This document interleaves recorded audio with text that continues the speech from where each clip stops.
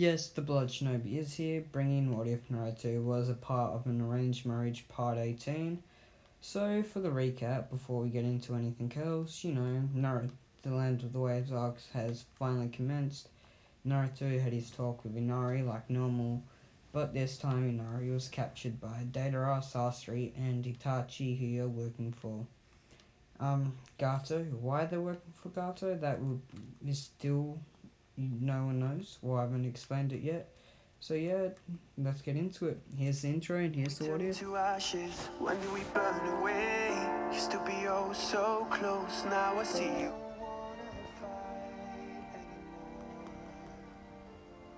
Just turn around and leave me. You can change. You satisfy the rage in me. Take away my pain. Over with Inari, he was standing there. He couldn't agree to this. He had just almost got his parents killed. Well, his mother killed. He can't accept that. He has to break out somehow to stop the attack and tell everyone. But he doesn't know how. He heard that Deidara, Kisame, and this Itachi guy are all S rank missing nin, which is stronger than that Zabuza guy that he was told about. And Zabuza's there, along with a bunch of other Jonin, high-ranking ninja. Inari didn't know how Konoha was going to deal with this. This is something that scared him. They came to save him, and he has to help them somehow. He can't just be a little helpless boy. The two guards that held him tight were muttering to themselves, so what? So his mom's gonna go get captured and become our next prized possession? Chuckled one of the men. This pissed Inari off. Yeah, you can talk shit about his village, but you can't say you're gonna claim his mother. He will kill you for that. The two boys didn't see an aggravated Inari was aggravated. This surprised them. They didn't know it at first that he was aggravated. His face just went a bit red. They didn't know what to think about this. He had been a little brat, so what did they say? They brought his mother into this. They chuckled to that. There's no way in hell he's getting out, so he'll be dead by the time that his mother's brought to become a vessel, a play toy, thought one of the men. But they were shocked at what happened next. Inari done something he didn't think he could do. He's gonna be a hero, just to save his mum. He doesn't care about the other villagers. Not now. His mum's on the line. He has to protect her. It's the last thing he can do, right? His father had lost his life for this village, and he can't lose his mother to it too. So he's gonna do something he didn't think he'd ever do. He's gonna be a hero just for this once. Why? Because his mother needs him. Why? Because she's the most important person in his life. Why? It's because it's his mother. That's the only reason he needs. He did something that would probably get him killed. He charged at them. He didn't know what to do. He'd never used chakra before. These were just guards. They weren't actual ninja. So there's got to be some way to just beat them. They got to be like normal people. Go down with a sword. This is what Inari did. He grabbed one of their swords and then started slashing at him, swiping at him. He was tied up, but he had to do it. Had almost cut. His hand had gone purple. He'd been planning a long time to get out. He just needed motivation. He grabbed the pocket knife that his grandfather had given him just in case Gato's men had tried to stab him or do something to him while his grandfather was away. He used it to cut the rope. He sprang onto one of the men, pulled in a blade straight through their throat. Pulling it out, he grabbed a hold of one of their swords. He can't use a sword properly, but he will do the best he possibly can. How? By being a man. That's all the words he could think of. His father was a man. His father was a hero. And he's got to be one too now. There's no way in hell he wasn't going to be a hero. If his father could, he can. He just needs a lot of training. He's going to try and persuade his mum to take him to Konoha. Or he can go to Konoha now. He needs to be a hero and help the innocent. That's all he could think of. He can't let people be like this. He needs to make a difference. His mum being almost injured had helped him to this. He grabbed one of the swords and sliced at the man, killing him. It took him about 10 minutes to finally do it. He had got him on his knees but couldn't bring himself to kill him. But the man said something about his mum, so there's no way in hell he wasn't going to kill him now. You don't bring a man's mother into this, is all that Inori said. Back with Naruto, he had finally reached the bridge, but the shock that he saw was something of an amazement. You know how Gato had that army and cannon? Let's just say it's all missing in instead. But Gato's not here. His normal bandits are still here. So it's basically that, just times 2 of how many mercenaries he had. You know, of the just normal bandits. They were all there. This surprised Naruto. He was ready for a challenge, but he wasn't ready for this. Nah, he's joking. He's gotta be ready. He had told a little while ago, AO and all that Zabuza and Kisame were in the Land of Waves, so that's where they're going. They're going to come and see him to try and get him back. Why? Because they need to rehab their legendary swordsman of the mist. There's no way in hell they're just gonna let them be missing in forever. Yeah, they could have been missing in before, but now they need to reestablish order in Kiri. And if it wasn't for Naruto, this probably wouldn't have happened. But they're doing it anyways. They need to show the world that they're still one of the great nations. So Ao, Mei, and some other members of Kiri came to come help them. There was no way they wouldn't be coming to help. They had heard what Naruto was doing. But back with Naruto, he was standing there. He was ready to fight at all costs. He had his 2 katanas drawn, and everyone hadn't noticed Naruto. Kakashi and old Jonin were shocked, except Guy. He was in his 6th gate. This surprised Naruto. He didn't think Guy would use that technique so easily, but he's got to protect his Genin, right? Naruto had learned to open the 2nd gate, went up to the 2nd gate. He's going to have to perfect it to get to more higher. And then he turned to see Rock Lee. He thought Rock Lee only knew up to 2 gates, if that. But no, Rock Lee is in. He remember being told by Guy the other day that Rock Lee could go up to 5 gates. This surprised him. He didn't expect Lee to be this far in front of him, but see, he has been training with Guy a lot longer than Naruto in just taijutsu. Naruto's got to focus on his taijutsu now for a while because he doesn't want to suck at it anymore. He knows how bad he sucks, and he wants to improve at least a little bit. There's no way in hell he's gonna stay shit at it forever in his eyes. He's not the worst, but he's not the best, and you need to be the best in his eyes. There's only one way to become the best, and that is by beating the best. Naruto knows a lot about beating people. Yeah, he's done it on missions before, but Konoha's best is Guy. Naruto needs to be able to beat Guy at his own techniques. So mastering the 8 gates will be something to be a progress of. Yes, it'll make him a taijutsu master if he also practices his taijutsu and keeps up with it. He just turned to Rock Lee and Guy, and they both were shocked. Naruto turned to them and gave them a nice smile. And then all you could hear from Guy is, "You have taught him very well with the youthful," or whatever, rang through Naruto's ears.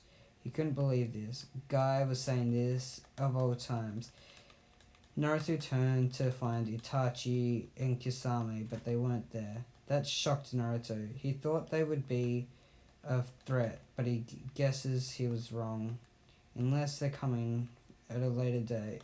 Naruto didn't know what to think right now. He was gonna have to fight. Until Itachi and Kisame came. He knew their skills. Yeah, he's gonna have to fight, but it's gonna be bloody warfare. Naruto turned, and as soon as he jumped on, he was charged by tuning missing in he could remember. Naruto just turned his glaze and looked at him. "I'll have to kill you now," said Naruto. This shocked everyone, because Naruto leapt in the air and just started slashing and swiping at nins all around him. Everyone, within the next 10 minutes, all of them were dead, until one person came out. Itachi, Kisame, Zabuza, and Deidara. But Deidara was on Kisame's arm. This shocked Naruto. He looked at this. Weren't they together? And then he realized what's happening. Everyone turned to see Deidara. He was knocked out. And then he was thrown at them, and he exploded. He's a clone, an explosion clone. He blew up the bridge, and everyone had just jumped back. All the civilians were gone. With Inari, he had escaped and was running through the village in a bloody mess, running home to try and stop them from killing his mum, but he didn't know if he could or not. He didn't know how far ahead they were. He had opened his door to see that his mother was fine. He didn't know what to think. Could it have been Naruto? It's gotta be, unless it was someone else. But Inari didn't have to worry about that for now. He's got to worry about staying alive and rounding up the villagers, the townsfolk. Because if they were going to die, they were going to die like warriors, like heroes. They're going to die fighting. There's no way in hell they aren't dying fighting. He wants to die like his father, a hero. He'd do it if he has to. This shocked everyone. They were shocked to see that Inari, of all people, was running through the village with a sword. "I'm going to kill Gato. I'm going to kill Gato. I'm going to be the hero this village needs if it's the last thing I am," said Inari. Everyone was shocked at the turn of events. Inari was the last person you'd think to want to be a hero after seeing his gruesome father's death. This shocked everyone. They had to do something, right? If Inari wanted to save the village, then there's no way in hell they were just gonna let a runt like this take them. They rounded up whatever weapons they could, but this shocked everyone. The weapons that they had were nothing like you'd expect from anyone. They were decent. They were actually not that bad. And then Inari turned around and looked at him. "There are ninja here and they're fighting for our village. We need to protect our village alongside them." Everyone was shocked at this. No one knew why Inari was so thin. If they're ninjas, they can deal with Gato's men. And then Inari turned around. It's not just in his men. There's also a bunch of missing, an army of them. Just like Gato's men, but twice that. And then he's gonna hope that some of them can be beaten badly, so his men can just finish up the job and collect whatever they have on them, which is what he wants. But he doesn't know if this will happen, because he doesn't know the strength of these Konoha brats. I do, though. They're gonna beat Gato and all of them there, and I can say this for certain because of one of them I met. He was good, he was nasty, and in the face of death, he didn't even look like he was human. This shocked everyone. Inari was faithful, of all things. They had to give this Konoha something their peace of minds. If Inari, he had changed Inari, that was good. There's no way in hell that Inari would have changed over something slightly innocent, unless it was something big. They all started running to go to the bridge. Back on the bridge, Naruto was pulling his blades out of two dead, missing. He turned to Kisame and Itachi and started puffing. He hadn't had this much of a workout. Some of the Jonin were actually down. This had scared Naruto. They were down because of use of their powers. My guy was down from excessive use of the gates. He only used the gates just to speed up the process, so him and Kakashi could get onto the stronger opponents. And Jiraiya. Don't forget Jiraiya. No, I almost forgot about Jiraiya in this whole story, because I'm a dumbass. So yeah. And this shocked everyone. Jiraiya had toads. He was doing good. But why all of a sudden is he doing this? Jiraiya is seeing his daughter and he couldn't see her source, so he made sure he was a part of this. He was going to then kill everyone if it's the last thing he does. But because they had almost hurt his daughter. Kushina had slashes and cuts and bruises all on her body. Tsunade was trying to heal them, but because of her being afraid of blood still, she couldn't do much. She had knocked herself out and fainted. This Naruto was chuckling at this. She's a medic, but she's scared of blood of a shinobi in battle. Naruto chuckled to that. But he had to do what he had to do, right? Naruto swung his sword and blocked a strike from Zabuza, who kicked him in the gut, making Naruto fall. Omo and Kushina came charging at Zabuza, but then was stopped as Kakashi activated his Sharingan. When Kakashi looked at Itachi, he had fallen blankly. Kasami laughed at this. The Tsukunomi, we're going to kill him now. It's old that, he said. Everyone chuckled to this, except Naruto. He was giggling. He was giggling at this. He was dying. He was not losing his teammates just because of this one mission. His first mission as a team, and he's already failing. This is definitely S rank, said Naruto. Naruto blocked came over Zabuza and kicked him in the balls, making him drop to the ground. Everyone looked in shock. This was not how they remembered it. Zabuza and Naruto were going blow for blow. Why? Because Naruto was making sure he flogged the hell out of Zabuza. Zabuza tried to hit his friends, tried to hurt them, and now Naruto was making him pay. He touched one of his many precious people, one of his precious girls, to help rebuild his clan. There's no way in hell he's letting this go. He chuckled to himself. Zabuza of the Mist, you just made an enemy out of Naruto Uzumaki. This shocked everyone. Naruto never said he was an enemy of anyone, but he guessed that when you attack someone he cares for, you're going to go down. This shocked everyone though.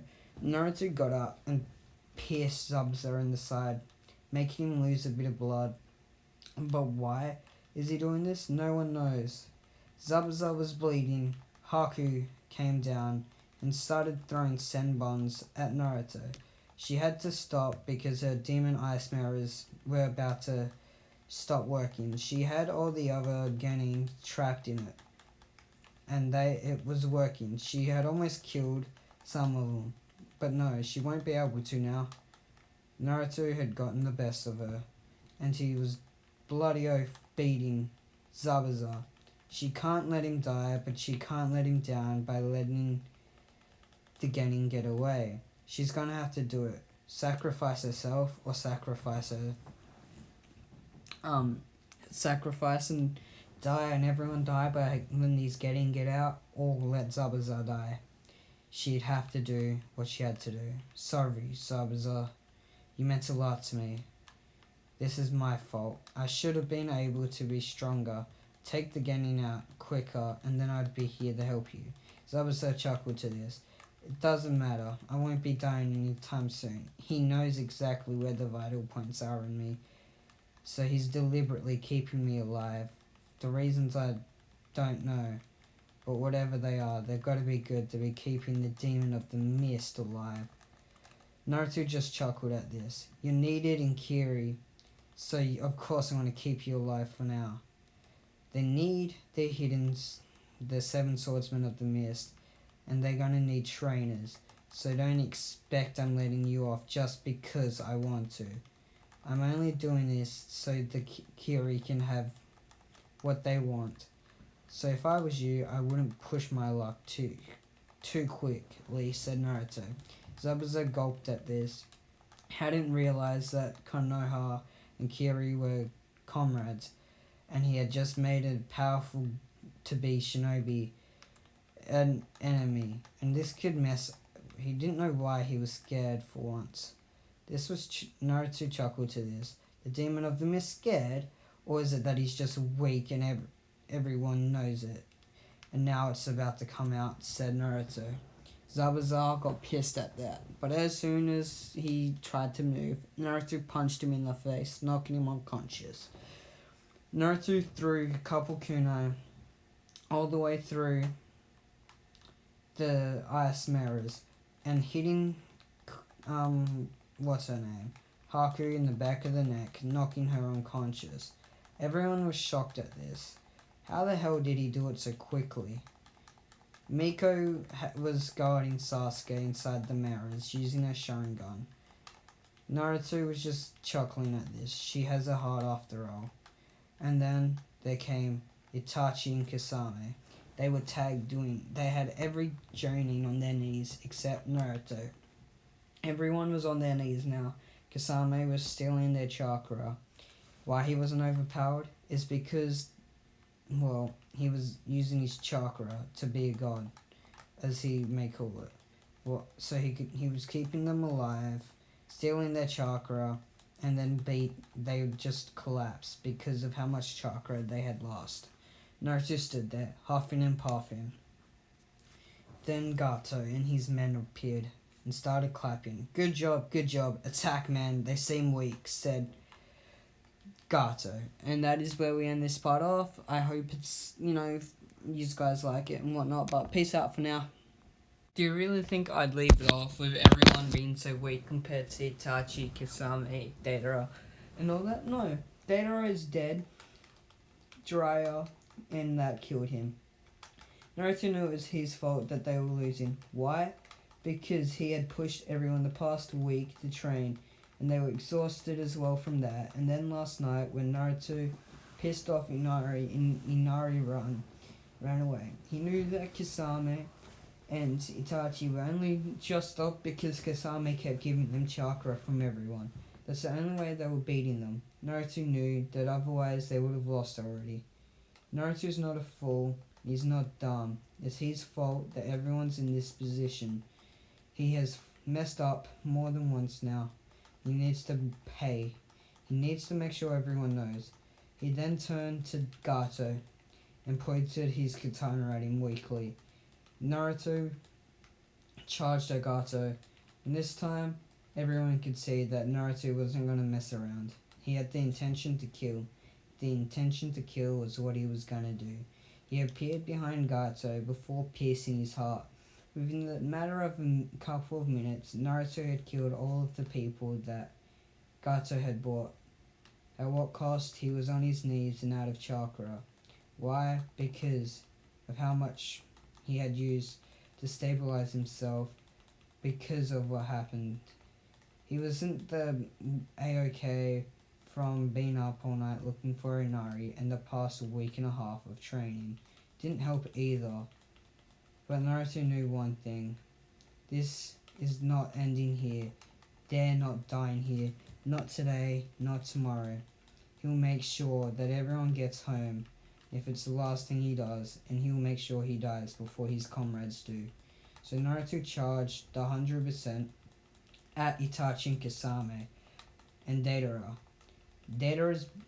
Well, they thought they killed Deidara, but Deidara stood up and chuckled to Naruto.